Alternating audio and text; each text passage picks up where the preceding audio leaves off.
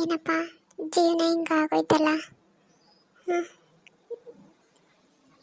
ಹೆಂಗೋ ಒಂದು ಹಂತಕ್ಕೆ ಸರಿ ಹೋದೆ ಅಂತ ಅನ್ನೋ ಅಷ್ಟರಲ್ಲೇ ಎಲ್ಲ ಹಿಂಗೆ ಬಂದು ಹಿಂಗೆ ಹೊಂಟೋಯ್ತಲ್ಲ. ಮುಂದೆ ಹೆಂಗೆ? ಇವ್ರು ಬೇರೆ ಎಲ್ಲವ್ರೆ ಅಂತಲೇ ಗೊತ್ತಿಲ್ಲ. ಫೋನ್ ಮಾಡಿದ್ರೆ ಫೋನು ಸಹ ತೆಗಿತಾ ಇಲ್ಲ. ದಿನ ದಿನ ಸಾಲದವ್ರು ಬೇರೆ ಮನೆ ಹತ್ರ ಬರ್ತಾನೆ ಇದ್ದಾರೆ. ಅವ್ರೆಲ್ಲರೂ ನಾನು ಹೆಂಗೆ ನಿಭಾಯಿಸ್ಲಿ ಮಗುನ ಇಟ್ಕೊಂಡು? ಯಾರಪ್ಪ ಅದು ಮನೇಲಿ? ಹೊರಗಡೆ ಬನ್ನಿ ಇಲ್ಲಿ. ಅಯ್ಯೋ ಎಲ್ಲಮ್ಮ ನಿನ್ ಗಂಡ? ಯಾಕಂದ್ರಪ್ಪ? ಫೋನ್ ಮಾಡಿದ್ರೆ ಫೋನೇ ಏನ್ ಹೇಳಿ ತೆಗೆಯೋದಿಲ್ವಲ್ಲ? ಏನ್ ಕೇಳ್ತಾರೋ ಏನ್ ಯಾಕಿಂತ ಬೈತಾರೋ ಕಳ್ಳಾಟ ಗೊತ್ತಿಲ್ಲ ಕಲ್ಸ್ಕೊಂಡ ಅವನು? ಅಣ್ಣ. 2 ದಿನ ಆಯ್ತು ಮನೆಗೆ ಬಂದೇ ಇಲ್ಲ. ನನ್ನ ಫೋನು ತೆಗ್ದಿಲ್ಲ. ದುಡ್ಡು ಇಸ್ಕೊಳ್ವಾಗ ಹೆಂಗ್ ಬಂದು ಮನೆ ಬಾಕ್ಲಲ್ಲಿ ನಿಂತಿರ್ತಾರೆ. ಕೊಡುವಾಗ ಯಾಕಮ್ಮ ಅಂತ ನಿಯತ್ತಿರೋದಿಲ್ಲ? ಫೋನ್ ಎತ್ತಿ ಇಂಥ ದಿನ ಅಲ್ಲ ಇಂಥ ದಿನ ಕೊಡ್ತೀನಿ ಅಂತ ಹೇಳಕ್ಕೆ ಏನು ಅವನಿಗೆ?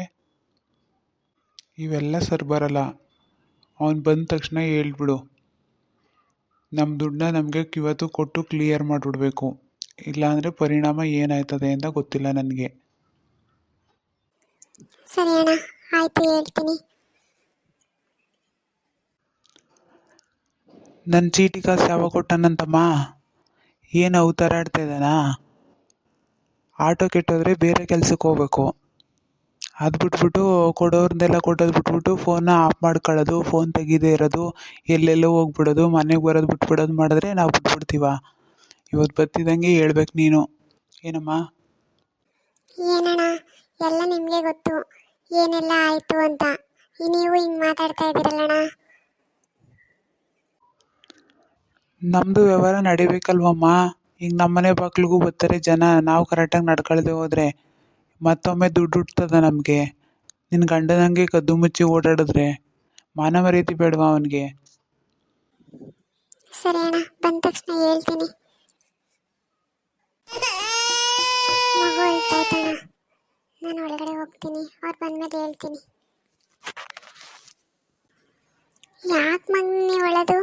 ಅಳ್ಬೇಡ ಅಳ್ಬೇಡ ಮಗನೇ, ಅಳ್ಬಾರ್ದು ಆಯ್ತಾ? ಈ ವಿಡಿಯೋ ಮುಖಾಂತರ ಯಾರನ್ನು ನೋಯಿಸೋದು ಅಲ್ಲ, ಸಾಲದ ಒತ್ತಡದಿಂದ ಕುಟುಂಬಗಳು ಎಷ್ಟು ಕಷ್ಟ ಅನುಭವಿಸ್ತವೆ ಅನ್ನೋದನ್ನ ತೋರಿಸಲು ಮಾಡ್ತಿದ್ದೀನಿ. ಸಾಲ ತಗೊಳ್ಳೋದು ತಪ್ಪು ಅಲ್ಲ, ಆದರೆ ಯೋಚನೆ ಮಾಡಿ ತಗೋಬೇಕು ಅನ್ನೋ ಮೆಸೇಜ್ ಅಷ್ಟೆ.